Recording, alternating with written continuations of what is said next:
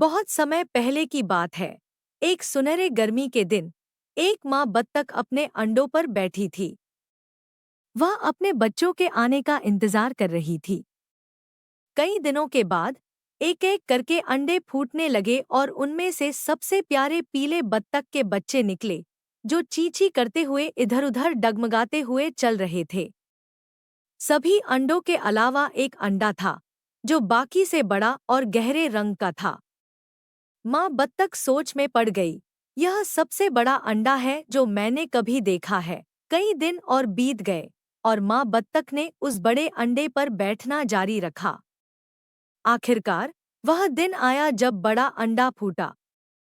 उसमें से एक बत्तख का बच्चा निकला, लेकिन वह बाकी से अलग था। वह बड़ा, ग्रे रंग का और थोड़ा बेरंगा था। बाकी बत्तख के बच्चों ने तुरंत अंतर देखा और आपस में फुसफुसाने लगे। क्या कुरूप बत्तख का बच्चा है? उन्होंने कहा। फिर भी माँ बत्तख अपने सभी बच्चों से समान रूप से प्यार करती थी और उन्हें तैरना सिखाने के लिए तालाब की ओर ले गई। कुरूप बत्तख का बच्चा अन्य बच्चों के साथ तालमेल नहीं बिठा पाया, लेकिन उसने किसी तरह पानी में तैरना सीख लिया। वह बुरा तैराक नहीं था, लेकिन उसकी अजीब शक्ल उसे उसके भाई बहनों और अन्य जानवरों के बीच उपहास का निशाना बना देती थी। दिन बीतते गए और कुरूप बत्तख का बच्चा लगातार चिढ़ाने और बहिष्कार का सामना करता रहा। तुम यहाँ के नहीं हो, दूसरे बत्तख के बच्चे ताने मारते। बेचारी बत्तख का बच्चा खुद को अलग-थलग और दिल टूटता हुआ महसूस करता। उसकी माँ उसे दिलासा देने की कोशिश करती, लेकिन वह उसकी उदासी और चिंता को महसूस कर सकता था। एक दिन, पूरी तरह निराश होकर, कुरूप बत्तख का बच्चा खेत से निकलने का फैसला करता है। वह देश भर में भटकता हुआ स्वीकार्यता की खोज में चल पड़ा। बत्तख का बच्चा एक स्थान से दूसरे स्थान पर भटकता रहा और रास्ते में विभिन्न जानवरों से मिलता रहा। लेकिन जहां भी वह गया, उसे वही मजाक और बहिष्कार का सामना करना पड़ा। अपनी यात्रा के दौरान कुरूप बत्तख का बच्चा जंगली बत्तखों के एक झुंड से मिला। स्वीकृति की आशा में वह धीरे-धीरे उनके पास गया। जंगली बत्तखों ने उसे उत्सुकता से देखा, लेकिन जल्द ही हंसने लगे। तुम सबसे कुरूप बत्तख के बच्चे हो जो हमने कभी देखा है, उन्होंने चिल्लाया। फिर से दिल टूटता हुआ कुरूप बत्तख का बच्चा अपनी यात्रा जारी रखा और भी अकेला महसूस करता हुआ। जैसे जैसे दिन हफ्तों में बदल गए, पतझड़ आ गया, जिसने परिदृश्य को लाल, सुनहरे और भूरे रंगों से रंग दिया। कुरूप बत्तख का बच्चा एक अलग तालाब पर आ गया जो ऊंची घास से घिरा हुआ था। उसने इसे अपना अस्थायी घर बना लिया। यद्यपि अभी भी अकेला था, उसने शांति की अनुभूति की।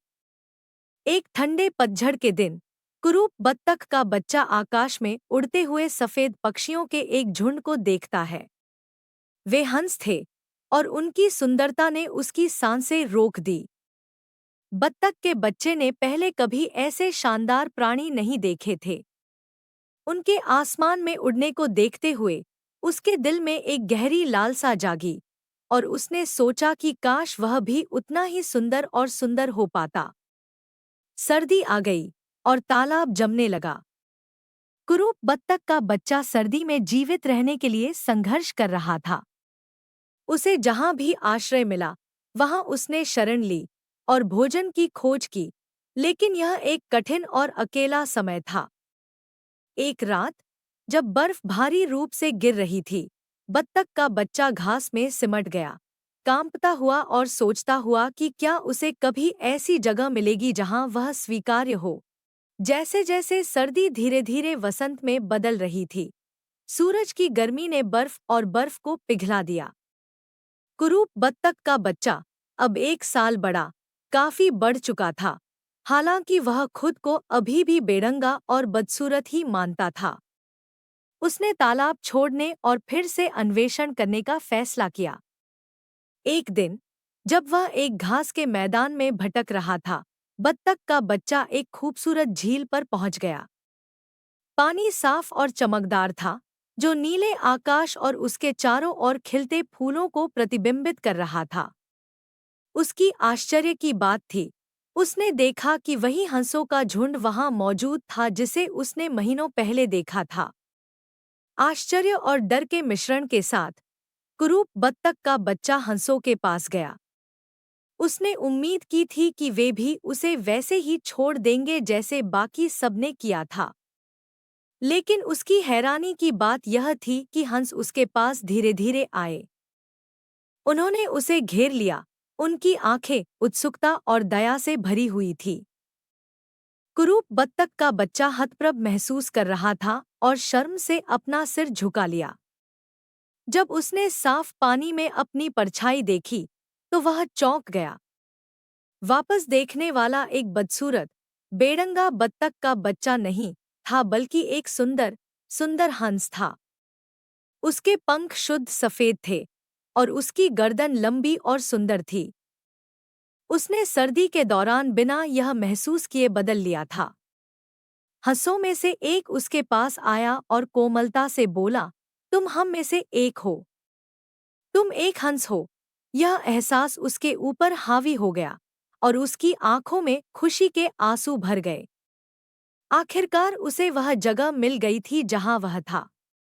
बाकी हंसों ने उसे खुले पंखों से स्वीकार किया और उसने अपने जीवन में पहली बार खुद को पूर्णता से स्वीकार किया। उस दिन से कुरूप बत्तख का बच्चा, अब एक सुंदर हंस, अपने नए परिवार के साथ खुशी खुशी रहने लगा। वह आसमान में ऊंची उड़ान भरता और पानी में सहजता से तैरता, अब खुद को न तो अस्वीकार्य महसूस करता और न ही अयोग्य। उसने सीखा कि सच्ची सुंदरता बाहरी रूप में नहीं, बल्कि दिल और आत्मा में होती है। हंस ने अपने अतीत और अपने द्वारा झेली गई कठिनाइयों को कभी नहीं भुलाया। वह आशा और दृढ़ता का प्रतीक बन गया, दूसरों को याद दिलाता हुआ कि सबसे अंधेरे समय में भी परिवर्तन और खुद को खोजने का मौका हमेशा रहता है। और इस प्रकार एक बार कुरूप बत्तख का बच्चा खुशी खुशी हमेशा के लिए रहने लगा, यह जानकर कि वह हमेशा से एक सुंदर हंस बनने के लिए ही बना था।